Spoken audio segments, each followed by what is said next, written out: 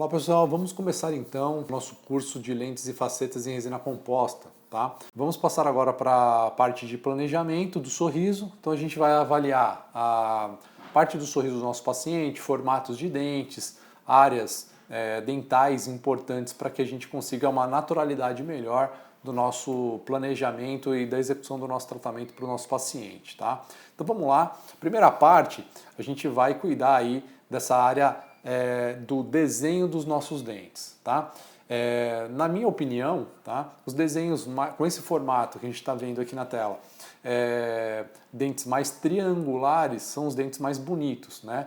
Então a gente sempre recomenda para os nossos colegas aí, para os nossos pacientes, um desenho triangular que ele dá uma estética do sorriso um pouquinho mais agradável, né? Então hoje em dia, como a gente tem aí muitos influencers, muitos blogueiros, muitos artistas usando aí lentes e facetas, tá? Dentes muito quadrados, muito largos, acabam dando a impressão de um dente um pouco mais artificial. Então a gente vai dar a importância para esse formato e fazer com que esses dentes fiquem mais triangulares e tenham algumas características anatômicas bem legais, bem delimitadas para a gente, tá? Uma coisa importante que a gente precisa salientar bem é essa questão da margem gengival, ou seja, a nossa estética vermelha, tá?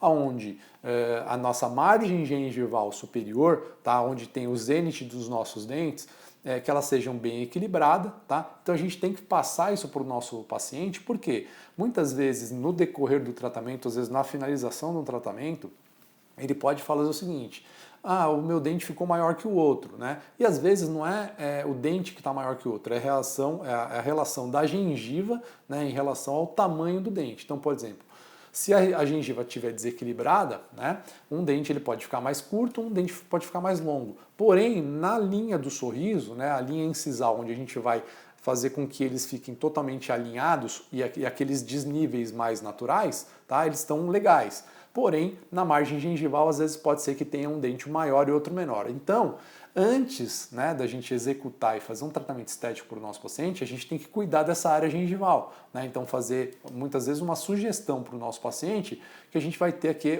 um contorno gengival, fazer uma gengivoplastia e fazer com que essa margem gengival superior, a nossa estética vermelha, ela fique de acordo, tá bom? Então essa é a parte da estética vermelha, área gengival aí, tá?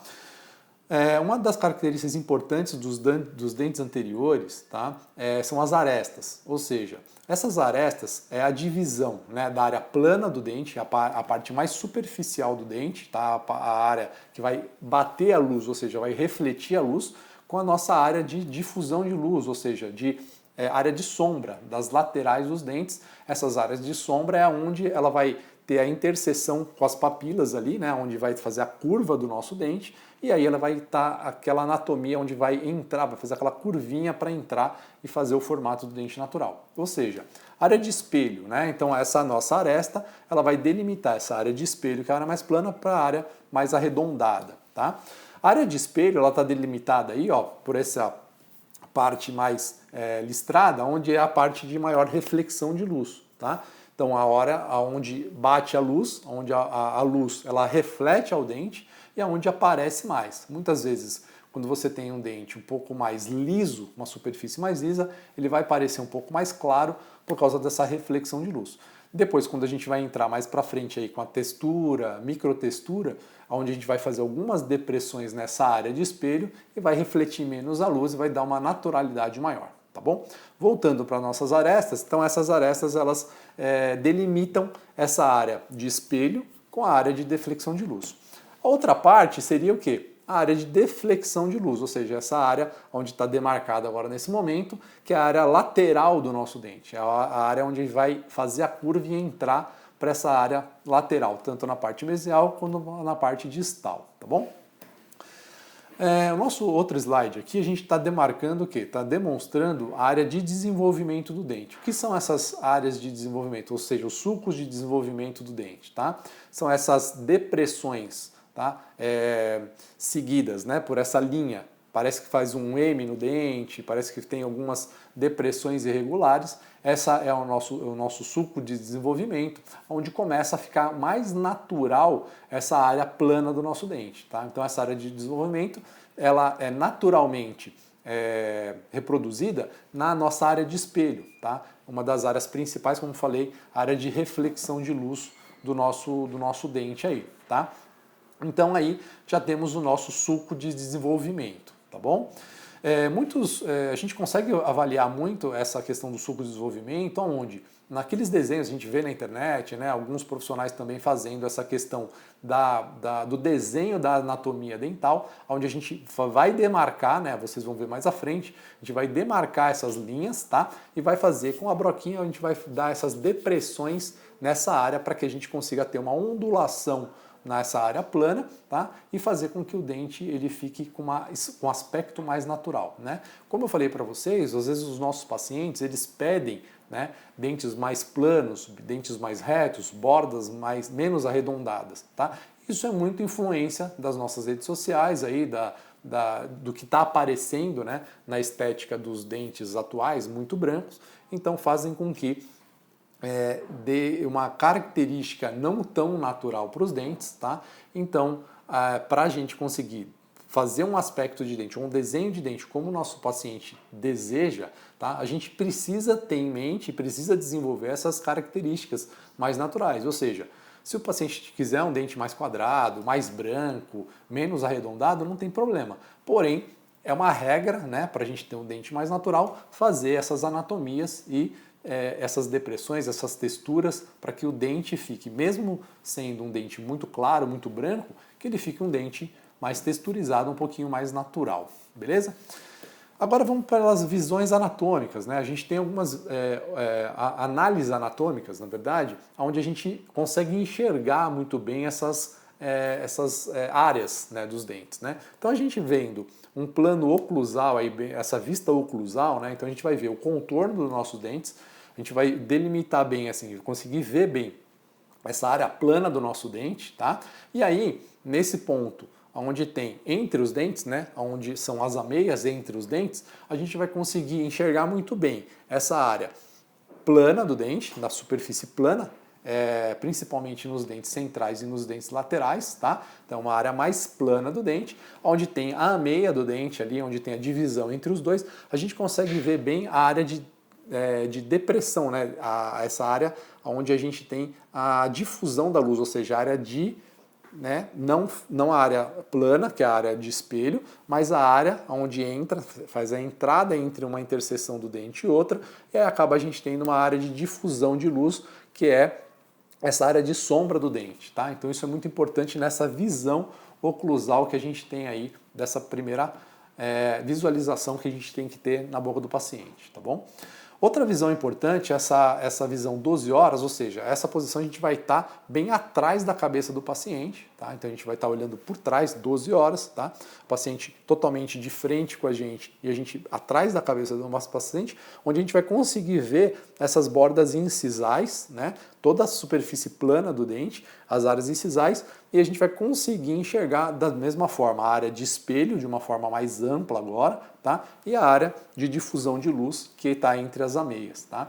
Então essa visão é muito importante para a gente saber analisar o que também? Se o nosso dente, né, a vestibular do dente do nosso paciente, ele está mais para vestibular, está mais palatinizada, né? Então nessa visão a gente consegue ver numa altura onde a gente consegue ver todo o contorno do dente e se o dente ele está numa posição mais vestibularizada ou não, tá bom? Então isso é muito importante para a questão da estética também dos nossos dentes aí, tá? As arestas, né, elas vão vir de uma forma, né, ela vem convergindo para a área cervical do nosso dente, né? Então, se a gente coloca uma aresta muito reta, né, muito paralela, ela vai parecer um dente mais quadrado, né? Vai parecer um dente que não tem um formato muito do jeito que a gente quer, ou seja, mais triangular. Quando a gente pega as arestas e joga ela um pouquinho mais para a área cervical ali do dente, ou seja, a gente achata um pouquinho essa área na cervical, ele vai dar um perfil mais triangular para o nosso dente e vai ficar um dente um pouquinho mais estético nessa questão das arestas, tá? Então essa é a primeira parte, né, nosso segundo módulo aí, falando um pouquinho dessas anatomias, né, falando um pouquinho dessa anatomia anterior, que é muito importante para a gente dar um pouquinho mais de naturalidade para o nosso dente. Mais à frente, a gente vai falar aí, eu vou mostrar para vocês, né, na prática, como a gente vai fazer realmente essas arestas, como a gente vai conseguir delimitar essas arestas dos dentes dos pacientes, tá? E então a gente vai entrar na questão do suco de desenvolvimento, que seria a anatomia secundária, e depois a anatomia terciária, que seria aí as ranhuras superficiais, né, que seriam as características mais finas dos dentes, ou seja, a textura, onde a gente vai conseguir ver essas ondulações e ver os detalhes anatômicos mais detalhados para que a gente consiga fazer uma estética bem natural. Bom, pessoal, a gente vai falar sobre indicações e contraindicações das nossas lentes e facetas em resina composta, tá? Seriam dentes naturais, ou seja, nenhuma cor diferenciada, seria dentes bem alinhados aí, né? Bem alinhadinhos, todos do mesmo óptico, e aí vem pra gente fazer as nossas lentes e facetas aí, tá? Essa indicação principal, pessoal, das lentes e facetas em resina, mesmo que o paciente tenha aí dentes naturais, né? Dentes bonitos, bem alinhados, né? Qual seria essa indicação? Pacientes que não conseguem fazer um clareamento da forma que ele gostaria. Então, ou seja, fez um clareamento odontológico, usou todos os artifícios que a gente tinha para fazer o nosso clareamento. E o paciente ainda fala para mim, para você, doutor, eu ainda quero meu dente mais claro, né? Ou seja, eu ainda quero um dente um pouco com um formato diferente, né? Um tamanho diferente. Então é uma ótima indicação para que a gente faça essas facetas, faça essas lentes, tá bom? Então, por exemplo, o paciente não deixou, não conseguiu realmente a cor exata que ele queria no clareamento, então a gente vai precisar agora fazer uma cobertura dessa superfície do dente para que ele fique mais clara, tá? Então essa é uma das indicações melhores, como eu falei, com os dentes todos alinhados. Porém, a gente sabe ainda que não é essa realidade que temos na odontologia, né? Muitos pacientes vêm procurar a gente com dentes tortos e tal, e a gente tem que fazer essa adaptação, né? Às vezes algum desgaste um pouquinho de um dente ou de outro, para a gente conseguir fazer um alinhamento bom com as nossas lentes, tá? De lentes e facetas. Vamos agora então para as contraindicações, tá? As contraindicações, né? Primeiramente vamos falar das próteses existências, né? Quando a gente fala em relação a próteses existências, hoje, como a gente tem muito material de pinos de fibra de vidro, também a gente tem essas ligas, né, de fibras de vidro, onde a gente pode colocar entre um dente e o outro para fazer um pôntico, aí, um dente superficial, né? A gente consegue fazer com um pino de fibra de vidro, colar entre dois dentes e reestruturar com outro dente, né? Fazer uma cimentação desse pino de fibra de vidro entre os dois dentes, como seja, dois pilares, e desenvolver um dente de resina composta com um pôntico. Muitas pessoas falam assim, pô, doutor, mas dá para fazer isso com resina? Dá sim, tá? Em áreas que realmente a gente não tem uma pressão de mastigação muito forte. Então, por exemplo, numa agenesia de lateral, que é muito comum hoje em dia, a agenesia de lateral, a gente consegue usar aí um dente central e um dente canino para fazer esses dois pilares e desenvolver um dente lateral de pôntico, tá? Conseguimos também fazer essa técnica em dentes pré-molares e até molares, tá? Mesmo que tenha uma carga mastigatória aí adequada, né, ou inadequada, a gente consegue fazer o quê? Um ajuste na mordida, um ajuste na oclusão, para que não tenha muita pressão sobre esse pôntico que a gente desenvolveu. Mas é possível também fazer em dentes pré-molares e molares aí, tá? Outra contraindicação, tá, é o quê? Interferências oclusais severas, né, onde a gente tem que ter aí um pouquinho de noção de oclusão, onde a gente vai fazer um aumento de dimensão vertical de oclusão, né, avaliar muito bem essas guias de desoclusão lateral, guia canina, guia anterior. Então isso é muito importante para a gente fazer o nosso tratamento estético, tá? Quando a gente fala de interferências oclusais severas, tá, e mordidas cruzadas, nós vamos ter que melhorar essa questão da oclusão do paciente, tá? Então muitas vezes, no momento de DVO, a gente já consegue tirar essa oclusão e a gente consegue descruzar essa oclusão, é uma indicação melhor para a gente fazer a nossa lente, tá? Se a gente deixa essa interferência, se a gente deixa essa mordida cruzada muitas vezes, quando a gente faz a lente, a pressão mastigatória vai diretamente para cima da nossa lente, ou seja, pode ser que ela frature, né? Tanto fazendo com resina composta, às vezes com outros materiais mais fortes, porcelana, pode ser que ele frature por causa da questão da oclusão. Então a gente tem que fazer uma adaptação muito boa, um planejamento muito bom na parte de oclusão do nosso paciente, tá?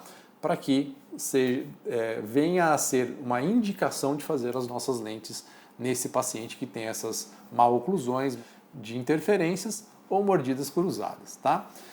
Outra contraindicação, né, dos nossos pacientes para fazer esse tipo de técnica, lentes e facetas de resina, é a questão da higienização, questão de problemas periodontais, né? Então isso a gente precisa avaliar muito bem antes de fazer, porque é um problema muito sério a gente fazer um tratamento desse e fazer com que o nosso paciente agrave, né, problemas gengivais ou agrave problemas periodontais. Então, pessoal, nunca a gente pode fazer com uma deficiência de higienização também no nosso paciente, tá?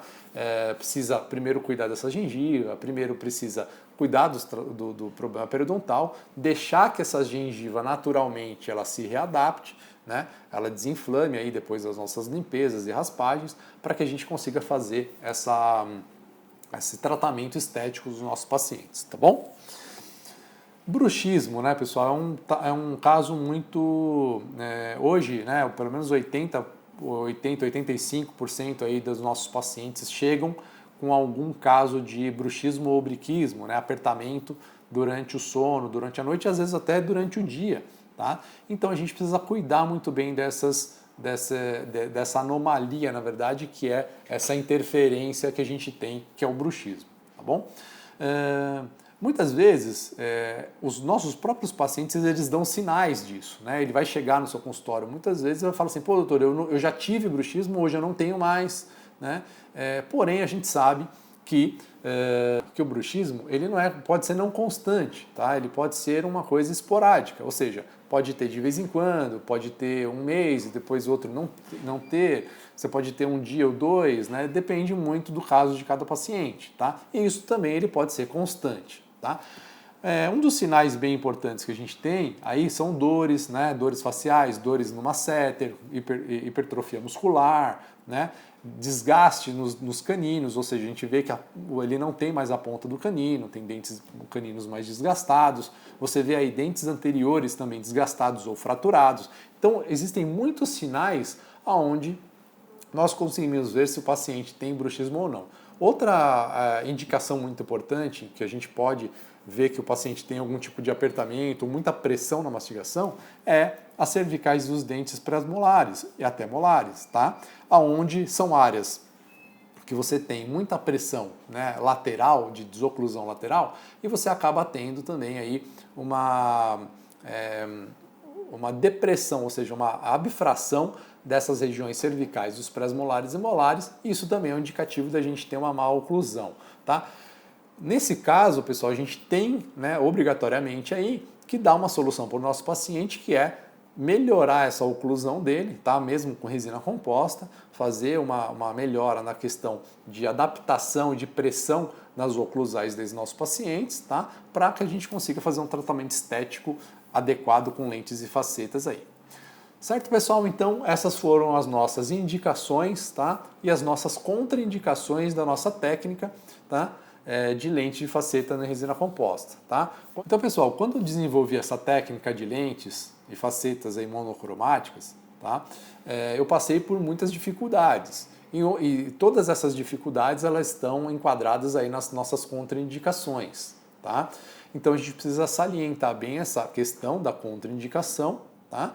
Porque a gente vai conseguir dar uma longevidade maior para os tratamentos dos nossos pacientes, tá? E da mesma forma, as indicações são, né, essas indicações de pós-tratamento ortodôntico, sem mudança de substrato dentário, de cor de dentes, é a melhor forma para a gente fazer, uma forma mais adequada e mais bonita que a gente tem para dar esse tratamento para os nossos pacientes. Então beleza, pessoal, essas foram as nossas indicações e contraindicações, tá bom? Então vamos avaliar agora quais são os tipos de resina composta que a gente tem no nosso mercado odontológico, tá? Quais são mais indicadas para a gente fazer aí o nosso tratamento de lentes e facetas, tá? Hoje em dia, tá? Hoje em dia no mercado odontológico a gente tem muitos tipos de materiais, né? Vou falar um pouquinho de cada um deles aqui para vocês, né? Todos eles são muito bons, né? A gente vê que existem muitas marcas de resina composta, muitos materiais aí no mercado, tá? E todos eles são praticamente iguais. Algumas questões em relação à manipulação e cores são um pouco diferentes, né? Então isso a gente vai explicar no detalhe aí a cada uma delas para vocês, tá bom? Inicialmente a gente tem resinas aí microhíbridas, tá? São as resinas mais antigas do nosso mercado odontológico, tá? Temos alguns exemplos aí mais comuns, Z100, Z250, da 3M, são um pouco mais conhecidas, né? Então são resinas que elas tinham uma média opacidade, né? Uma média opacificação, ou seja, eram resinas com cores que eram cores únicas, por exemplo, na escala Vita. Então a gente tinha uma cor A1, uma cor A2, uma cor A3, né? Então era uma cor para cada resina, né? Então uma escala Vita tradicional, onde a gente tinha A1, A2, A3. Na maioria dessas microhíbridas, tá? Elas são classificadas por essa característica, média opacidade e uma cor para cada uma delas, tá bom? Uma característica importante dessa resina, elas são resinas bem resistentes, né? São resinas consideradas as mais resistentes, tá? Porém, ela tem também um bom brilho superficial, tem uma longevidade de um brilho bacana, porém não é igual às próximas resinas que a gente vai falar, tá? Mas ela é um ótimo material, tanto ela é um material universal, né? Como todas as outras que também a gente vai falar, ela é um material que a gente pode usar para dentes tanto posteriores como para dentes anteriores, tá? Então essas são as microhíbridas, ela tem uma ótima carga mastigatória, ela tem uma ótima resistência, uma resistência flexural muito boa, tá? Uma cor e um brilho superficial bacana também. Esse brilho superficial, esse acabamento superficial, a gente vai ter que dar um acabamento muito bom para que ele tenha uma longevidade maior aí no seu brilho e na sua parte estética, tá bom? Então vamos para a resina, então, nanohíbridas, tá? Então são resinas mais atuais, tá? Elas têm cores um pouco diferentes, tem cores escala Vita e também tem cores não Vita, tá? O que seria essas cores Vita? Como eu falei para vocês anteriormente, A1, A2, A3. Porém, elas têm algumas subdivisões, ou seja, a gente vai ter agora A1 dentina e A1 esmalte, A2 dentina e A2 esmalte. E o que isso significa, pessoal? A dentina, ela é sempre uma resina mais opaca, tá? Ela tem uma opacidade um pouquinho mais fechada, tá? E a esmalte, ela é mais translúcida. Então são duas cores, né? São relacionadas, porém ela tem uma resina A1 um pouco mais que faz um bloqueio de cor, né? Ou seja, a dentina é um pouco mais opaca e uma mais esmalte, mais para uso superficial. E também tem aquelas classificadas como uma escala não Vita, ou seja, cores transparentes. Então a gente tem aí Trans 30, CT, GT, né? Então tem várias marcas diferentes com nomenclaturas diferentes também. Então são cores totalmente transparentes ou com uma transparência, né, um pouco mais acinzentada, um pouco mais amarelada, onde a gente tem essas cores não Vita, tá bom? Então essa é a classificação das nanohíbridas, tá? São resinas extremamente resistentes também são classificadas como resinas universais, tá? Usadas para dentes anteriores e também posteriores, tá? Mas a característica principal delas, como eu falei, tá? Um brilho superficial muito melhor do que as microhíbridas, tá? Que é a anterior, né? Então a gente tem uma longevidade de brilho melhor, ou seja, a gente tem um polimento dessas resinas mais facilmente, a gente consegue mais facilmente esse brilho superficial, tá? E também são resinas para dentes posteriores e anteriores, tá? Uma ótima resistência, então são as resinas mais indicadas até para a gente fazer dentes anteriores aí, tá bom? Vamos para a próxima então, a próxima classificação de resinas, tá? Que são as nanoparticuladas, tá? Resinas nanoparticuladas, suprananoparticuladas. Então existe uma categoria de resina aí onde ela promete um pouco mais de estética, tá? Além das nanohíbridas, tá? Então são as suprananoparticuladas, nanoparticuladas, tá? Também são resinas para dentes posteriores e para dentes anteriores, ou seja, são resinas universais, tá? Porém, né, em alguns profissionais preferem esse tipo de resina para a camada superficial, né, para a última camada de esmalte, aí, porque tem uma longevidade de brilhos um pouquinho melhor do que as outras, tá bom? Nessa categoria de resinas também temos as escalas Vita normais, a clássica, né, que seria A1 e A2 de dentina e esmalte, né? Então temos essas classificações e também as não Vita, a escala não Vita, que é as cores trans e aquelas que eu falei anteriormente, trans 30, trans 20, CT, GT, né, CE, muitas cores diferentes, onde a gente vai ter uma translucidez muito maior. Tá? Falando de translucidez, que eu acho que é o momento adequado para a gente falar, existem uma das resinas, né, uma das resinas que a gente usa muito, que todo mundo conhece, é a Z350 da 3M. Tá? Porém, essa é a única resina que ela tem 3 tons da mesma escala, ou seja, a gente tem um A1 dentina, que seria uma dentina mais opaca, a gente tem uma A1 de corpo, né, ou seja, uma média translucidez, e aí a gente tem também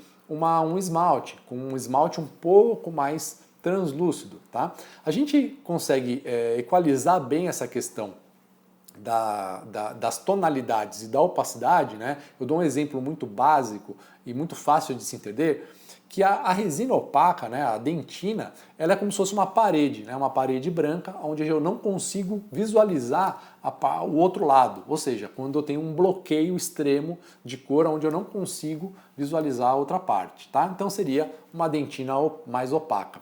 Essa classificação da 3M, ou seja, a marca 3M, é uma das resinas de dentina mais opacas que a gente tem hoje no mercado. Tá? Então a gente tem uma grande opacificação aí, a gente não consegue enxergar muitas vezes o que tem por baixo dela. Tá bom? A gente tem corpo, né, um esmalte de corpo, ou até às vezes a gente pode usar até como dentina. Então, como a gente falou da classificação das resinas da 3M, a dentina, né, ela é a parede, ou seja, é muito opaca e a gente não consegue ver do outro lado. A bore, né, na verdade a de corpo, que seria a resina de média opacidade, tá, é muito parecida com aquelas antigas, com as Z100, Z250, por exemplo. Elas tinham uma escala Vita tradicional, onde tinha uma média opacidade. E eu classifico elas, para facilitar para vocês entenderem, como se fosse um vidro jateado, ou seja, eu tenho um vidro, né, onde foi jateado. Esse vidro ele tem uma certa transparência e eu consigo ainda enxergar o que tem por baixo dessa resina, tá? Então é uma média opacidade. E depois a gente entra na escala, na terceira cor, que seria a mesma A1, porém de esmalte. Ou seja, ela é muito clara, né? Então seria um vidro aí comum, tá? Transparente, com um pouco de croma, ou seja, quanto mais classificado, né, quanto mais alta a cor, o croma, seria A1, A2, A3, um pouco mais de croma vai tendo, porém ela é uma resina mais transparente. Tá? Então, para vocês entenderem um pouquinho mais dessa questão da translucidez, essa resina da 3M, ela tem essas 3 classificações. Tá? Outras resinas, por exemplo, da Impress Direct, da Palfic ou Estelite, por exemplo, ela tem essas duas, né, ou seja, uma dentina e um esmalte, né? Então, seja, ela é um vidro jateado, né, médio, um pouquinho para o mais opaco, e também a gente tem aí um esmalte cromático ou acromático, seria um esmalte A1, A2 e tal. Tá? Nessas resinas também nós temos as transparentes, tá? As incisais, as trans, né? Então são resinas, como eu falei, de classificação não Vita. Tá? Então essas são as características das resinas nanohíbridas, supranano, né? São as resinas que a gente usa mais para a camada final, para a camada de esmalte do nosso dente, onde a gente vai ter um brilho superficial, né? A gente vai conseguir ter muito aí uma facilidade desse brilho e uma longevidade desse brilho se for feito adequadamente, tá bom? São resinas também universais para dentes anteriores e posteriores, tem uma alta durabilidade, tem uma resistência muito boa, tá? São usadas para os dentes, como eu falei, posteriores e anteriores, e vai estar para a gente um brilho superficial muito bacana, tá? E uma longevidade da nossa lente, nossa faceta de resina aí, tá? É como se fosse uma porcelana, o resultado final, ele é muito parecido, tá? Se não tão natural quanto uma faceta, uma lente de porcelana. Tá? Falamos aí de classificação das resinas compostas, né? Microhíbridas, nanohíbridas e supranano, supra ou nanoparticuladas, tá? Então essas são as melhores resinas que a gente tem. Como eu falei para vocês, vocês podem usar o material que vocês têm aí no consultório de vocês mesmo, tá? Não importa a resina que você use, porém a gente tem que usar de uma forma adequada, tendo uma boa fotopolimerização e um bom acabamento superficial para que a gente consiga entregar um bom trabalho para o nosso paciente. Este módulo, Beleza, vamos pessoal? falar de Sistemas adesivos, tá? Vamos falar dos sistemas adesivos mais antigos, seriam o sistema adesivo de 3 passos, tá? E depois a gente vai evoluir para os sistemas mais atuais, tá bom? Vamos lá, sistema de 3 passos, tá, pessoal? Esse sistema adesivo, a gente vai precisar do ácido, do primer e do bond. Então são três materiais diferentes, onde a gente vai precisar para fazer a nossa adesão. Como eu falei no módulo anterior, para dentina a gente vai precisar do primer, para esmalte apenas do bond. Então como que a gente vai fazer? Vai usar um ácido, né? Preparar essa parte superficial da nossa dentina e do nosso esmalte, né? Para a gente aplicar esse ácido, vamos ter que dar o tempo necessário para ele agir no nosso dente, tá? Então geralmente para esmalte a gente precisa aí de 10 a 15 segundos para ter a função adequada do nosso ácido no nosso esmalte, tá? Para a dentina, muito menos, tá? A gente fala de 10 a 5 segundos, tá bom? Então, eu acho que o suficiente, 5 segundos já é adequado para a dentina, tá? Depois a gente vai lavar totalmente essa superfície para remover esse ácido. Então, primeira parte é a aplicação do ácido, dentina e esmalte. Primeiro, começando pelo esmalte, tá? Quando der o tempo necessário, que no esmalte a gente varia aí de 15 a 40 segundos, mais ou menos, tá? Diferente da dentina, que é de 5 a 10 segundos, tá? Então, lavamos completamente a partir desse tempo que vamos ter de ação do nosso ácido. Depois, se o nosso dente tiver uma dentina a ser tratada, a gente vai aplicar o quê? O primer, tá? O primer, pessoal, ele deve ser aplicado da seguinte forma. O primer ele deve ser feito um esfregaço, né, na superfície da dentina, tá?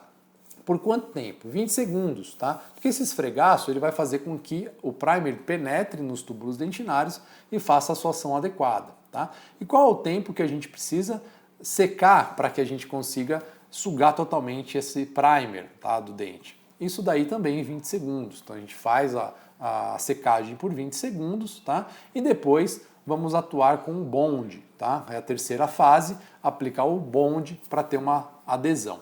A partir daí, então, depois da aplicação do primer, né, vamos secar, né, com um jato de ar, né, por 20 segundos. Né, primeiro esfregaço, 20 segundos, depois a secagem do primer por 20 segundos e depois a gente vai fazer o bond, né, que é uma camada muito fina.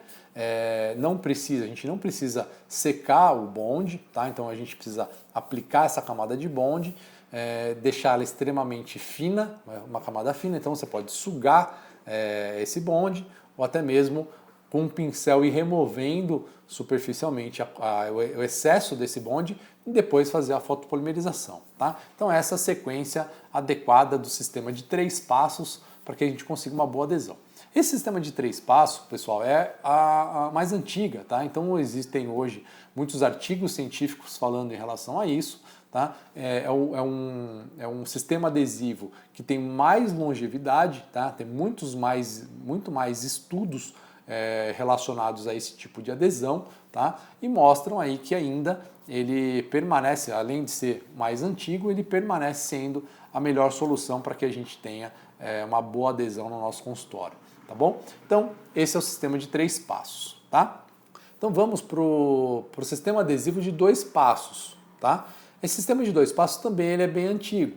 Tá? Na época da faculdade a gente já usava esse tipo de adesivo. Então a gente tem um frasco apenas com primer e bond na sua composição. Então nós vamos usar o quê? Vamos usar o ácido, da mesma forma que usava no 3 passos, e aí a aplicação mais simples, né, do primer e bond na dentina e no esmalte. Então esse sistema adesivo, tá, ele tira, né, ele vai tirar aquela necessidade de você fazer o primer primeiro, fazer a secagem, fazer todo aquele sistema de primer antes e depois aplicar o bond. Então ele vai ser tudo junto, tudo unido. Então vamos fazer o quê?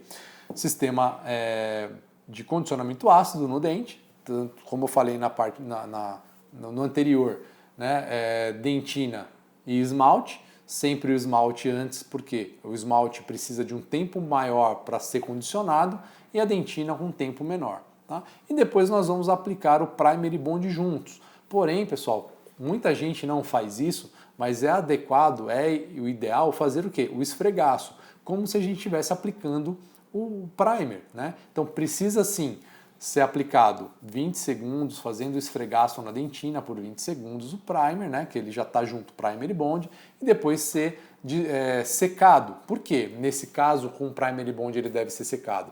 Porque ele tem o solvente, tá, que deve ser evaporado da parte da dentina.